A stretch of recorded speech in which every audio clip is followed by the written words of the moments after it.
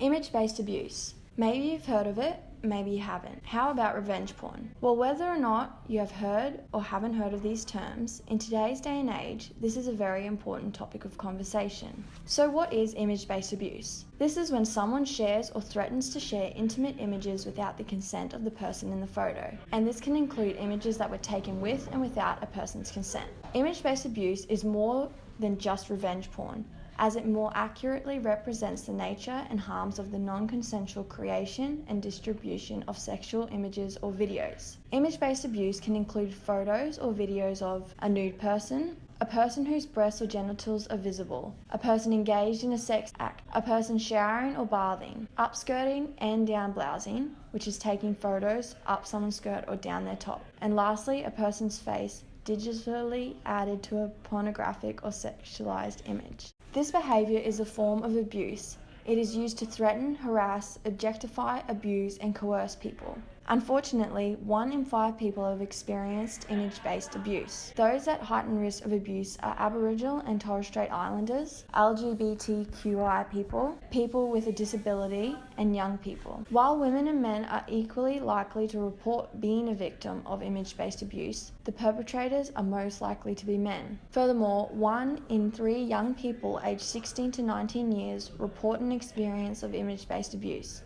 These numbers may seem eye-opening or frightening, but there is so much you can do to avoid a situation that puts you at risk of being a victim of image-based abuse. An overarching thing to do about this situation is maintain a positive digital footprint. Not sure what that is? Well, I'm sure everyone has social media platforms, but did you know that what you post online you ultimately post to the world? This is known as your digital footprint. Future partners, employers, workmates, and landlords may view what you believe you're just sharing with your friends. Once it's online, it could be there forever. So here are 7 steps to maintain a positive digital footprint. 1. Google yourself. 2. Stay on top of your privacy settings. 3. Untag yourself from embarrassing photos. 4. Unfriend or unfollow randoms. 5. Make positive choices online. 6. Build your brand. And lastly, treat people the way you would like to be treated. How do you know if the content is prohibited or illegal? Following listed are examples of illegal content. Footage of real or simulated violence, criminal activity or accidents from video clips, games or films. Sexually explicit content. Images of child sex abuse. Content that advocates the doing of a terrorist act. Content instructing or promoting crime or violence. Regardless of what role you play in this content, the production, distribution and possession of the above examples are illegal. It is illegal in possessing, disseminating or producing sexual depictions of children under the age of 16 under the New South Wales Crimes Act of 1900. Perpetrators can be jailed for a maximum of 14 years for taking an indecent photo of someone under the age of 16 and 20 years for a child under the age of 12. If an individual's identity can be reasonably ascertained from a photograph or other image, then the collection, use and disclosure of that image is covered by the Australian Privacy Act. Sometimes you might be exposed to offensive content that you didn't go looking for. So it's important that you understand that there are ways you can deal with this content that allows you to feel safe again. You can close web pages by clicking the red X in the corner of the page. If the page won't allow you to do this, hitting Ctrl-Alt-Delete will automatically shut down the page. You can utilize Safe Search in your browsers by blocking access to adult content on search engines. If you find content that you feel is offensive, you can report it to the site administrator and request that it is removed. It's a good idea to keep evidence of your report and the date you made it. If you have seen something that has shocked or upset you, remember it's important to seek help. Talking to a friend or adult you trust is a good way to help cope with the emotions you're feeling after viewing this content. If you ever find yourself a victim of image-based abuse or you're unsure of your situation, there are many options you can take to protect yourself and solve the issue. If you're under 18 years old in the photo or image that is being distributed, you can report the incident to the eSafety Commissioner officer, who will assist in helping remove the photo or video.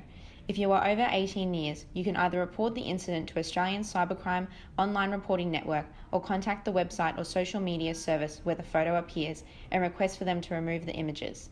If you do ask them to take the image down, just remember to save a record of your request, including the date you sent it. You can also report it directly to the police if you feel you are at risk or immediate harm. This is Charlotte's story. In anger about their breakup, Charlotte decided to send nude images of her ex-boyfriend to her friends via Facebook Messenger to get back at him for treating her badly during their breakup. Was what Charlotte did with the images the right decision? Now we have Sam's story. This video looks at how Sam dealt with her image-based abuse. Do you think Sam did the right thing? He also posted photos of me from our night together. I don't even remember them being taken. I'm topless in one and completely naked in others, and there's just some other ones that I don't even want to mention. My friends helped me report all the images to the website, and after a day or so they did get removed. But by then everyone had seen them. Even total strangers had commented on them and shared them around. We reported it to Google and they helped block the images in search results. It made me feel a little bit better. But then Alex posted my name and my mobile number, and I started getting abusive and threatening messages from all kinds of creeps. I kept reporting them, but I also had to take screenshots and things like that just in case. I decided to go to the police. It took me a really long time to stop blaming myself. If you've ever experienced image-related abuse, we want you to understand that what happened was not acceptable and not your fault.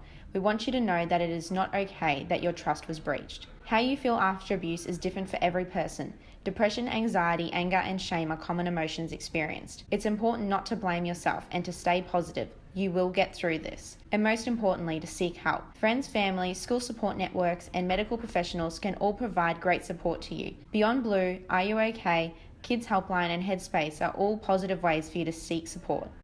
For more information, please refer to the Image-Based Abuse document by the Office of eSafety Commissioner on image-based abuse. This document is a good resource as it goes into great detail about what image-based abuse is, what to do about it, how to look after yourself if you are a victim of this abuse, and different contacts, for example Beyond Blue and Lifeline, to seek support.